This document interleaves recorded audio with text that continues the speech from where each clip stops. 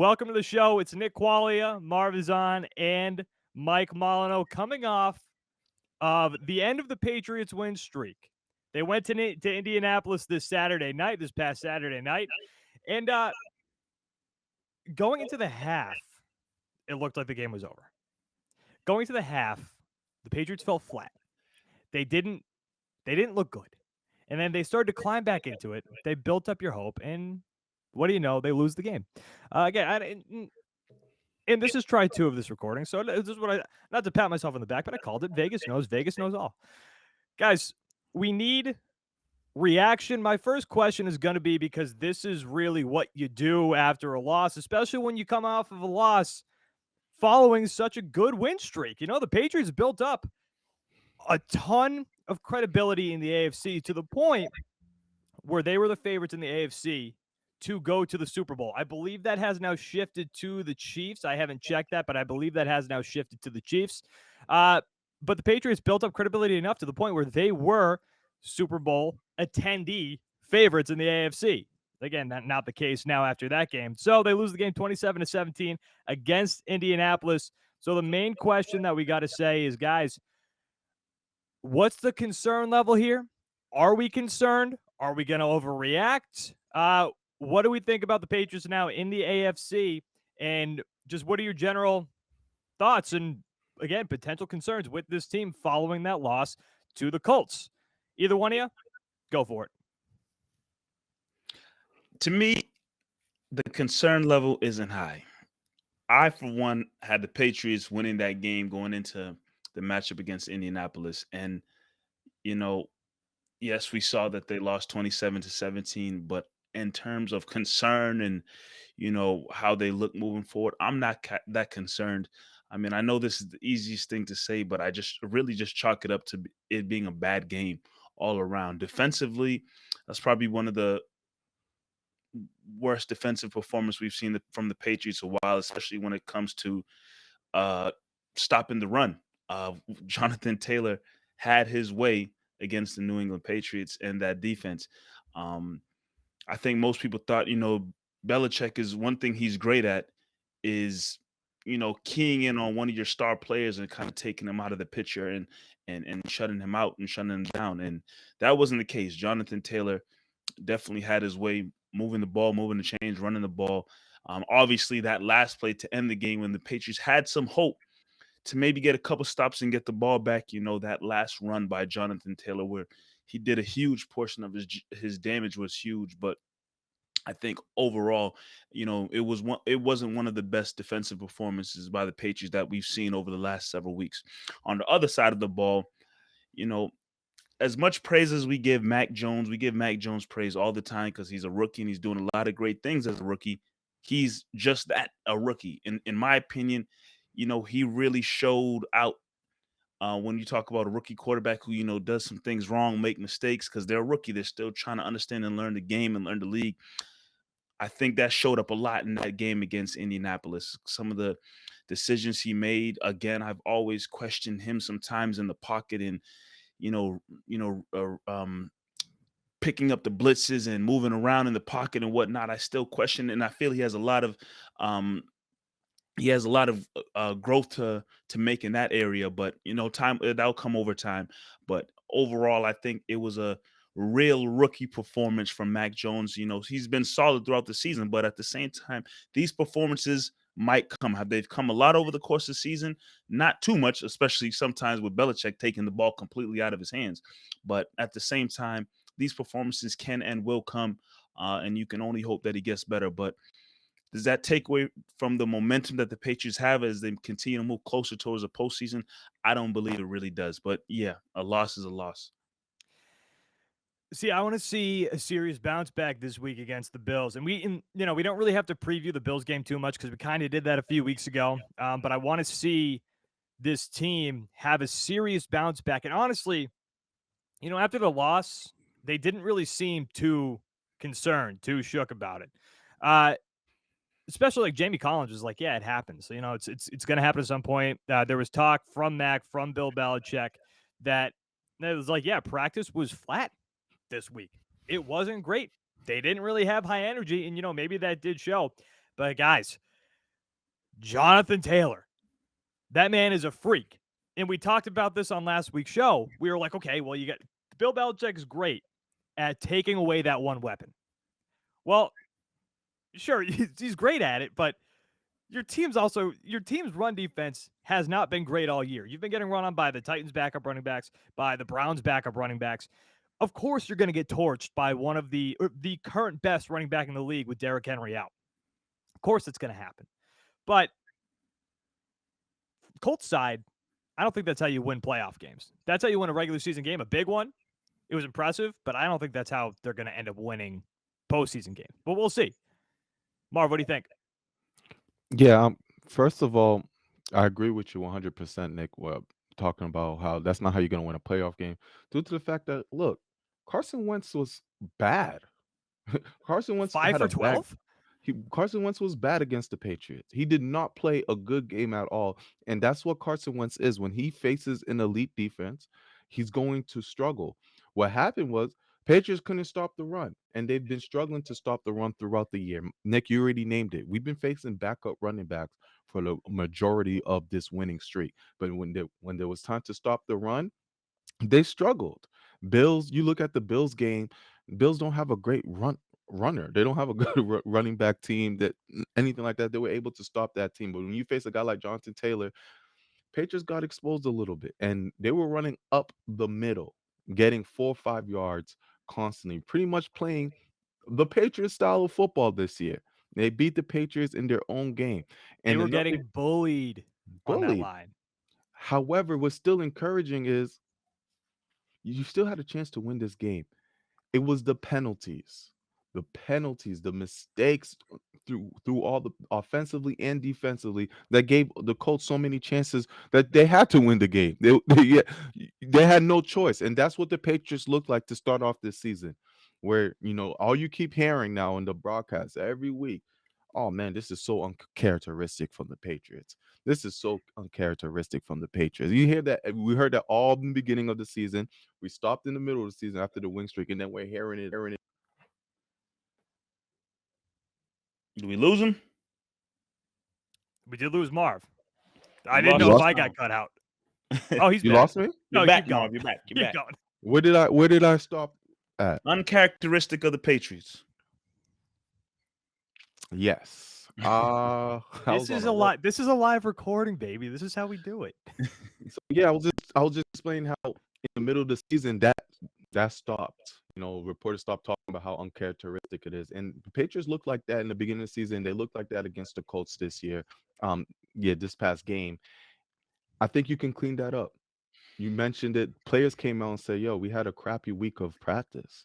It didn't click, and it showed on the field. They looked like they were unprepared, and I'm encouraged that you still had a chance to win that game. Jonathan Taylor broke a big one. Once you break that, that was it. Um, Mac Jones didn't look great.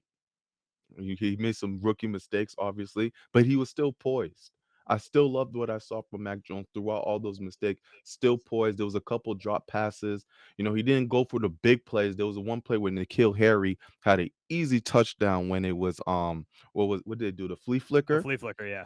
And I think that's the second time this year they've done a flea flicker. I've only gone for like 15 yards. That one was incomplete. That was a sloppy flea flicker.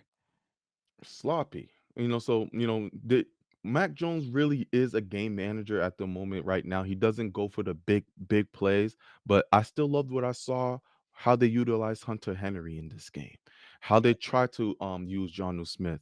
Jacoby Myers had a big drop during that game that probably would have propelled the Patriots offensively. Offensively, they just weren't clicking. Defensively, they were okay. They were okay. They were hanging in there. It was the penalties that gave Colts so many chances to win this game. Yeah, and you brought up the mental mistakes. There were a good amount of mental mistakes in that game, and those are fixable. But it's the run defense scares the hell out of me, especially as you go forward. I mean, Carson Wentz isn't great, but if you make him throw the ball more, like you have a much better chance at winning that football game if you force Carson Wentz to throw. But if you can't stop the best running back in the league, why do they have to throw the football? There was one drive specifically where they just got bullied, like we said before. They just got bullied all the way down the field. So that's something that they're going to have to fix before you get to the playoffs. I don't think that a team, like I said before, I don't think that a team can win in the postseason like the way that the Colts did beat the Patriots this week. But it's certainly concerning because we've seen this now throughout the entire season. We've seen it again against the Titans, against the Browns, and now against the Colts. Mental mistakes you can for sure fix, but yeah, that the run defense, it's something that's going to be worrisome. But who in the AFC outside of the Colts have a running team that scares you? Well, so there is conversation about Derrick Henry coming back for the That is postseason. true. Derrick Henry's going to be one. I mean, Derrick Henry's a monster. Derrick Henry at I get it. 50% scares the hell out of me. 50% Derrick Henry doesn't scare me. Oh my God! You stand in front of Derrick Henry at 50%. You tell me that after when he's running straight at you. Doesn't scare me for the Patriots angle. Me personally, yes, he scares the hell out of me. But I'm talking for a Patriots side. So Bills game this weekend. Unless you guys have anything more to say about the Colts game. Let's get it. The Bills this weekend. You might be down Kendrick Bourne. COVID is running rampant right now in the NFL, taking down people left and right. I don't really understand the new protocol. It's random testing now, I think. I don't really understand what's going on there. The new protocols or whatnot. It seems as if the NFL is going to no longer test vaccinated players and players who are asymptomatic. Right, but isn't there like a random? I don't know. I don't want to talk on it, I guess, because I don't really understand it. But I don't know if you guys knew anything Something about along it. those lines. Yeah, I don't know. And all I know is they changed it. But Yeah, that's obviously a concern. But when you go into this game this weekend, do you really have any concerns? Assuming that you're full health, do you have any concerns with the Patriots versus the Bills this week? Yeah, it's still a dangerous matchup against the Buffalo Bills due to the fact Josh Allen is a huge weapon when it Good at comes to his football. when it comes to his legs. And if I honestly believe if he had used his legs more, or they had switched up their game plan a little bit against the Patriots on their treacherous weather game, they would have had a chance to beat the Pats due to the fact that Pats were not going to switch up any type of game plan that they had. I wasn't on the show when you guys spoke about that game, but Pats were headstrong on how they were going to play, and they were going to run the ball down the Bills' throat, and they weren't going to throw the ball at all.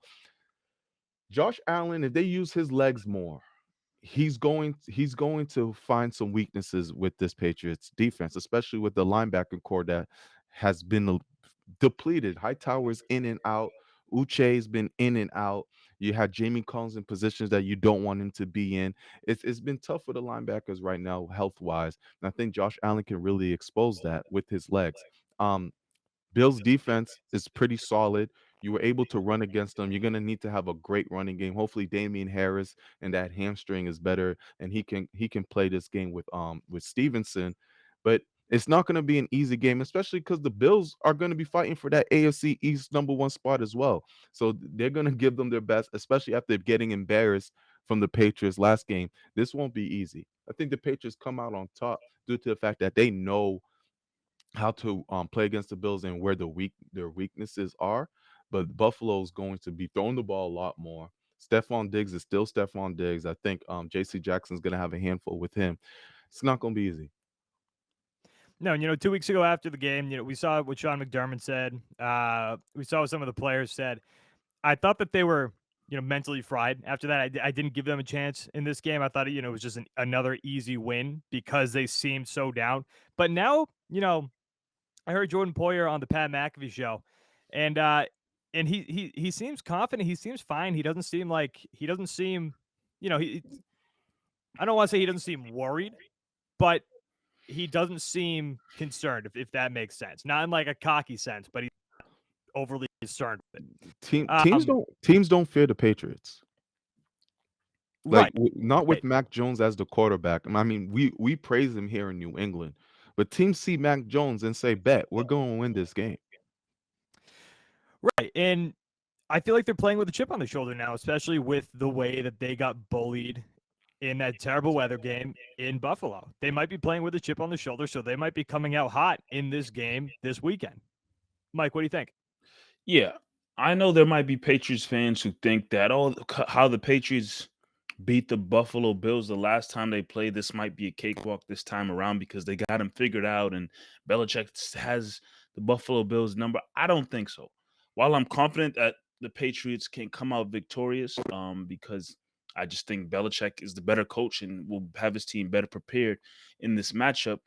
You got to best believe the Bills are coming and playing, like you said, with the chip on their shoulder. They know how embarrassing that last loss was. It doesn't matter what player you are and what sport. If you get embarrassed in a game, you get a chance to play a team again. You're gonna come with a little extra something into that game. So best believe everybody, offensively, defensively, special teams, they're coming with a little extra something because they know how that last game went. In terms of getting embarrassed by New England, and on top of that, what Marv said, they're still fighting for a chance to be the king of the AFC East. The opportunity's still there, so you got to believe Buffalo really wants that. It's not going to be easy. I mean, obviously, in my opinion, I thought the biggest matchup of the two, obviously from the Patriots standpoint, was that first matchup going into Buffalo and getting a win. You know, this time around, it's still a big matchup, but like I said, I think Belichick would have the team properly coached heading into this matchup. Yeah, you need Damian Harris back to be right there with Stevenson. And you got to be prepared for what Josh Allen can do with his offense and Stephon Diggs. But I got to believe that the Belichick and the Patriots will come in prepared just like they were before. But I still want to believe Gillette holds some kind of. I know it's not the same. Gillette Stadium's not the same anymore in terms of the mystique and teams coming in and faring Gillette Stadium. That's not there anymore. But I feel confident in this matchup being at home, and you already got a win against Buffalo before. They should possibly be able to do it again, but be ready for a team that's going to be playing tough. We might see some personal fouls, some fist swing being thrown. You might see all of that because you got a team that's pissed in Buffalo. Yeah, I think I do think the Patriots end up winning this game. I do, but it's not going to be like especially after that game a couple weeks ago. It seemed like a lot of Patriots fans, and all of you put myself in there. It seemed like this game was a lock after winning that game, but I personally have changed my tune with that. And I think this is going to be this has the potential to be a dogfight, especially with the way that the Patriots got bullied last week too. These are two teams that have gotten bullied. Now they're going to be coming out looking to prove themselves in this game. All right, I got one more question for you guys, and then we can wrap it up. This is just something that I thought was interesting, especially after watching that game and then seeing how Tom Brady performed this week and Aaron Rodgers. So right now, the top 4 betting favorites to win the NFL MVP: Tom Brady, Aaron Rodgers, Patrick Mahomes, which I'm pushing him aside. I don't even know why he's in the conversation right now. He's looking hot again, but he hasn't been good enough all year to be considered the MVP, I think. And then right below that is Jonathan Taylor. Out of those 3, in considering this past weekend, who's your MVP right now? It's Aaron Rodgers. Aaron Rodgers He's is the playing out of his mind. Aaron Rodgers is the best. Has been the best quarterback this year. I don't even need to look at the numbers. I don't need to see any. I know what I've seen throughout this whole year. Tom Brady started very hot. That's great. Tom Brady has been healthy. He didn't miss a game through COVID protocols and such like that. The best quarterback's been Aaron Rodgers from beginning to end. I know he lied to the reporters and the media and stuff, and they might slight him for that. He misled. Misled the media, and they might slight him for that. And if they do, they do. But Aaron Rodgers should be the MVP, in my opinion. Jonathan Taylor, he's having a hell of a surge. But if it wasn't for Derrick Henry being out, we're not talking about Jonathan Taylor and his second half surge that he's having right now. I think it's Aaron Rodgers, man. Back-to-back MVPs. Mike, who do you got? Yeah, the thing with Tom Brady, like Marv said, he started out hot.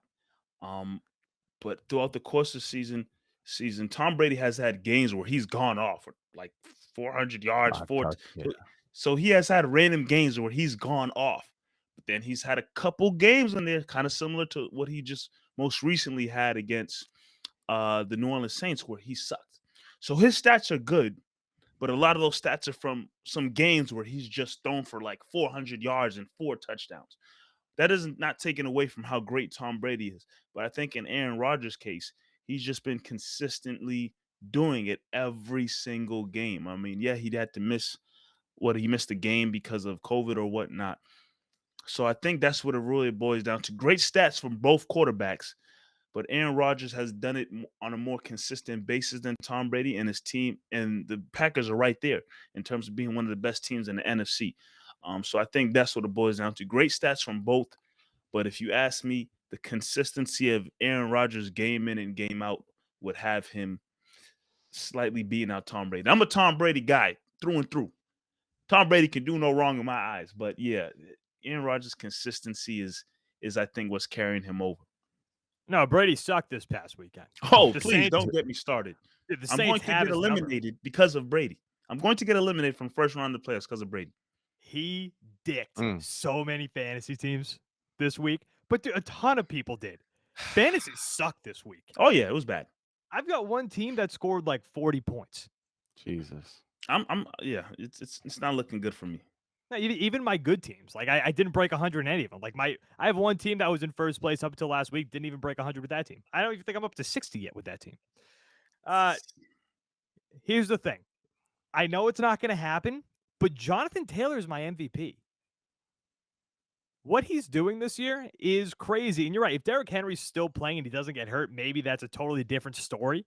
But when you're talking about the MVP, I think about it like if you remove this guy from that team, how drastically different would it be? Obviously, if you take Tom Brady from the Bucs, But they stink. You take Aaron Rodgers from the Green Bay we Packers, saw Aaron Rodgers not play.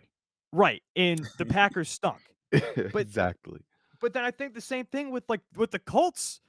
We saw they didn't even consider Carson Wentz this week. They had their quarterback throw 12 passes and only complete 5 of them. Because he's not good, Nick. I've been trying to tell you that since last week. Carson Wentz is not good. But so I saw this stat yesterday. 2021 Jonathan Taylor versus 2020 Derrick Henry. Remember last year, people are having the conversation, can Derrick Henry win the MVP? And this is only through 14 games so far. So Derrick Henry last year, 1,619 yards and 15 touchdowns. Jonathan Taylor this year, through 14 games, right? 14? 1,854 yards with 19 touchdowns. And that's with 2 more games remaining if you're going just based on the 16, if you want to compare it to Derrick Henry last year.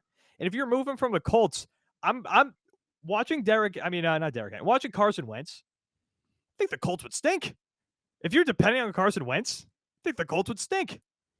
That offensive line is so good that I think if you add another running back in there, he might be serviceable.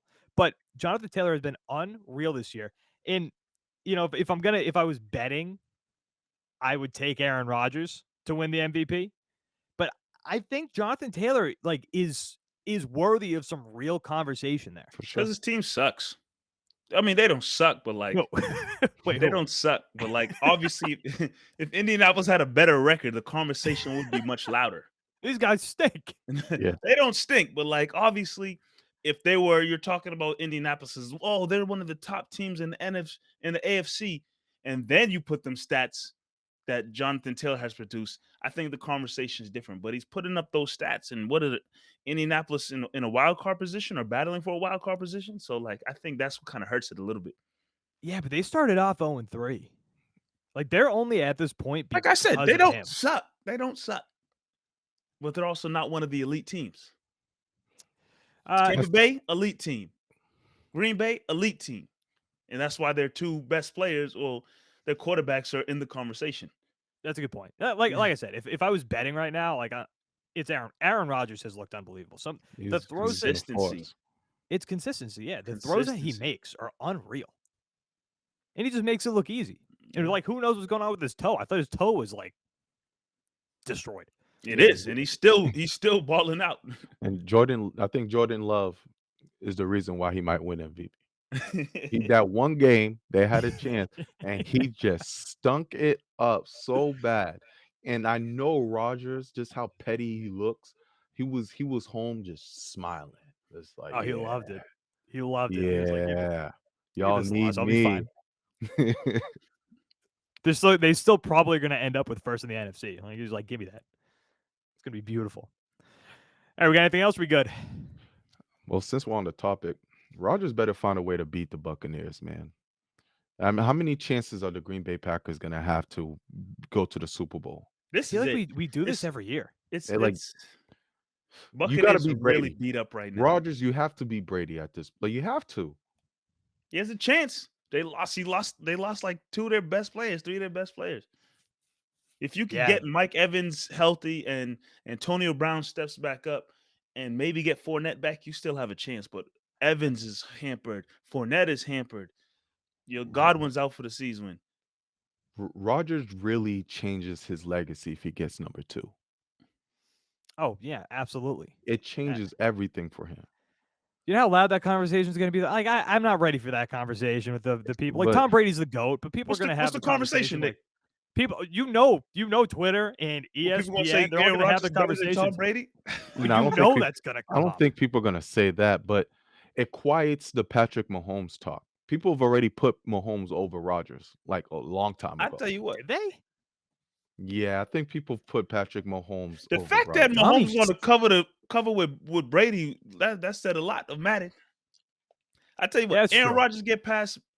Rodgers gets a number 2. I gotta maybe pass Breeze. Oh my God, he's past Breeze now. The hell? What?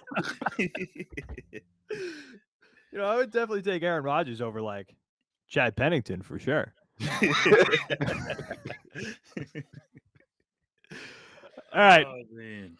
CLNS Media Patriots Roundtable. Guys, we're going to talk to you next week following a massive game. I was on Route 1 the other day, and Bills fans already put up a billboard on Route 1 saying that they're the best fans. Hey, newsflash, Bills fan, nobody cares. Nobody drives by that billboard and it's like, oh my No, God, what? this is They unbelievable. are the best fans. Oh, When they're you they're wild. When you lose 4 Super Bowls in a row and you still supporting your team the way you do, you got it. Go ahead. You guys No, are the they're- best fans. They're great fans, but like nobody's driving by the billboard like this is unbelievable. No Get one this gives a- off of Route 1. No one gives Nobody a damn. Take 2 billboards while you're at it. We don't care. All right, wrapping it up. Nick Quaglia, Marv's on, Mike Molyneaux, guys. We will talk to you next week. Thank you for watching, and thank you for listening.